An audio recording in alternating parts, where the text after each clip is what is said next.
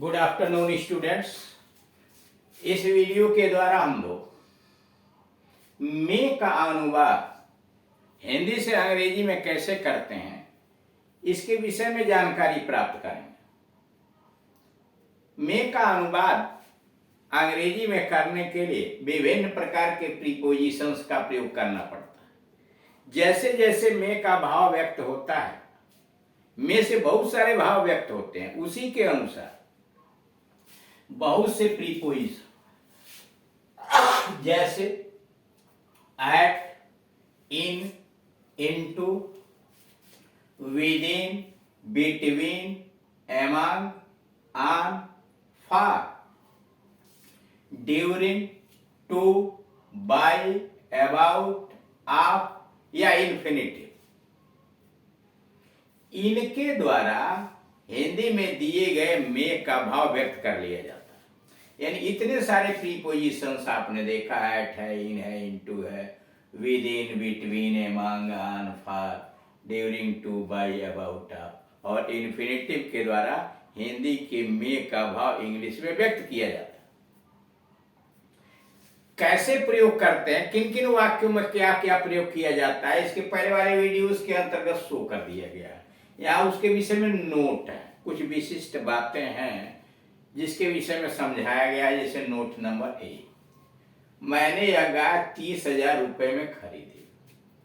मैंने यह गाय 30,000 रुपए में खरीदी। I bought this cow for 30,000 rupees. I bought मैंने खरीदी, दिस काउ फॉर 30,000 रुपीज। किसी चीज की कीमत बताने के लिए जब मे का प्रयोग होता है, करा किसी चीज की कीमत बताने के लिए हिंदी में जब मे का प्रयोग किया जाता है तब उसका अनुवाद फॉर के द्वारा करना चाहिए। अंग्रेजी में फॉर लगना चाहिए। ध्यान दीजिएगा, जब किसी चीज की कीमत बताने के लिए हिंदी में मे का प्रयोग किया जाता है तो अंग्रेजी में अनुवाद करने के लिए उसके लिए फॉर का प्रयोग करना चाहिए, इन एट के द्वारा नहीं। यानी इन एट मत लगाइए, क्योंकि एट से किसी चीज की दर का बोध होता है। एट से किसी चीज का के दर का बोध होता है। मिल्क सेल्स एट 50 रुपी 1 केजी। यानी इससे क्या होगा, दूध प्रति किलो 50 रुपए बिकता है, तब वह दर होगा, उसकी कीमत नहीं हुई। यहां कहा जा रहा है कि इन और एट से किसी चीज की दर का बोध होता है, दाम या कीमत का बोध नहीं होता है। दाम और कीमत के लिए फॉर ही लगाना पड़ता है। मैंने 5 रुपए में यह कलम खरीदी। I bought this pen for 5 rupees. उस कलम की कीमत हुई 5 रुपए। ठीक, यानी जब कीमत बतानी हो हिंदी में और उसके लिए मे आया हो तो अंग्रेजी में फॉर प्रीपोजिशन लगाना चाहिए। अब आइए बी पर। कभी कभी मे का अनुवाद होता ही नहीं। कभी कभी कुछ ऐसे वाक्य आते हैं हिंदी में जिसमें अंग्रेजी बनाते समय मे का अनुवाद नहीं होता, क्योंकि इसका अनुवाद एडवर्बियल फ्रेज के द्वारा हो जाता है। यानी इसका अनुवाद एडवर्ब फ्रेज के द्वारा जब किया जाता है तो उसमें मे की अंग्रेजी लिखने की जरूरत नहीं होती। यानी कहा जा रहा है कि कुछ वाक्य ऐसे आते हैं कि इसमें मे का ट्रांसलेशन अनुवाद होता ही नहीं।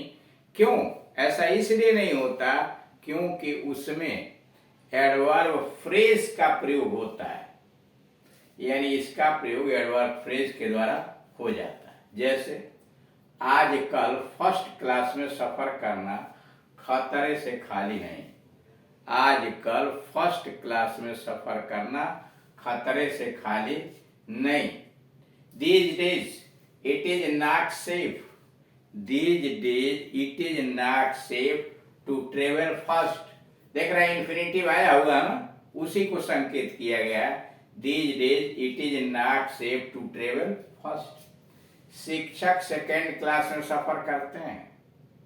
टीचर्स ट्रेवल सेकेंड, याद रखना ट्रेवल सेकेंड क्या है, ट्रेवल सेकेंड या सेकेंड जो है वो एडवर्ब आया हुआ है। टीचर्स ट्रेवल सेकेंड, मैं सेकेंड क्लास में सफर नहीं करता, I don't travel second, I don't travel second.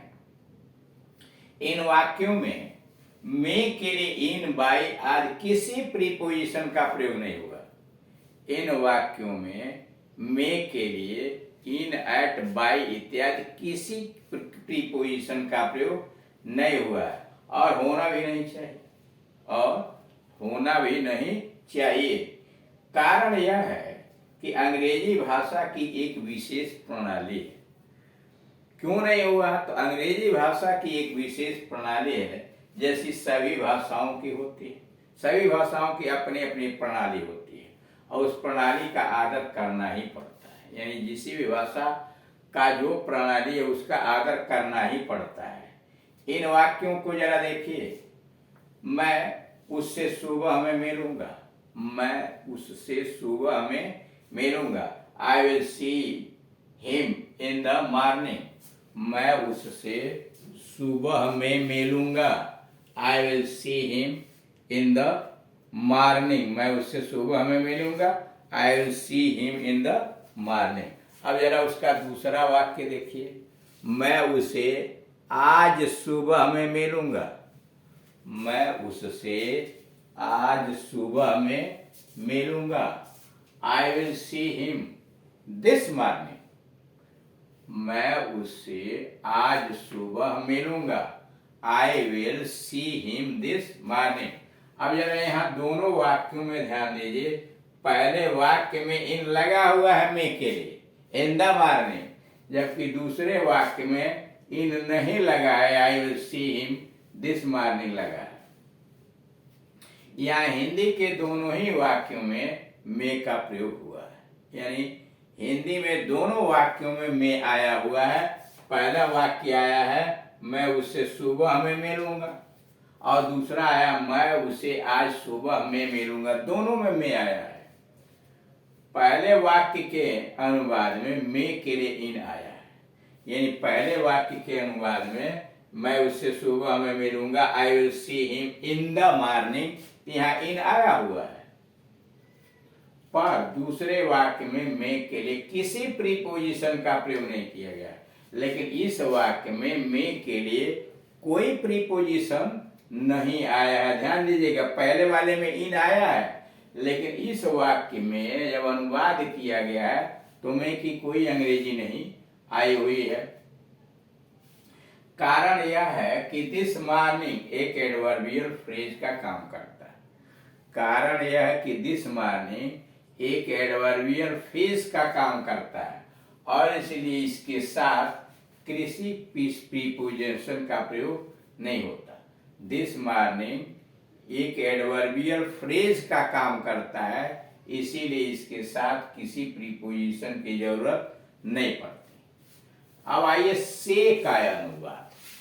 Hindi में जो से आता है उसका अनुवाद किस प्रकार से किया जाता है। से बहुत से अर्थों का बोध होता है। करा से बहुत सारे अर्थों का बोध होता है। इन विशेषताओं के कारण अनुवाद में कभी कभी कठिनाई सामने आती है।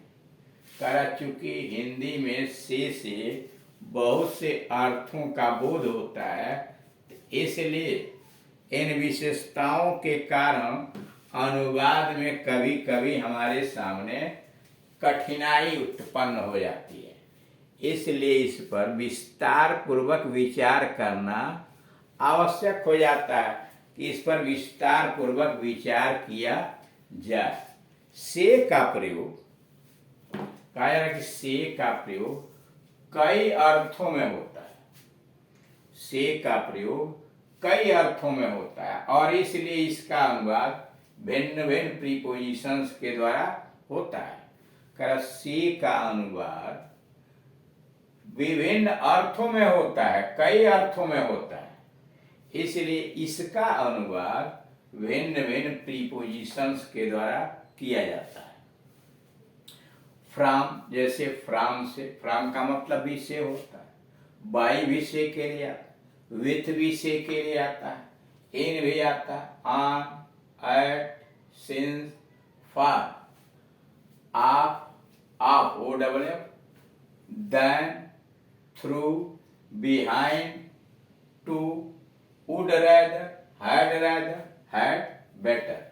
इतने सारे प्रीपोजिशंस हैं जिनके द्वारा हिंदी के से का भाव अंग्रेजी में व्यक्त किया जाता है। फिर देखिए, फ्रॉम आता है, बाई आता है, विथ आता है, इन आता है प्रीपोजिशन, ऑन प्रीपोजिशन आता है, एट आता है, सिंस आता है, फॉर का प्रयोग होता है, of O double F of का प्रयोग होता है, फिर देन होता है, कहीं कहीं थ्रू आता है, बिहाइंड आता है, टू आता है, वुड रैदर, हैड बेटर का प्रयोग किया जाता है। जैसे पहला वाक्य है, पेड़ से पत्ते गिर रहे हैं, leaves are falling from the tree.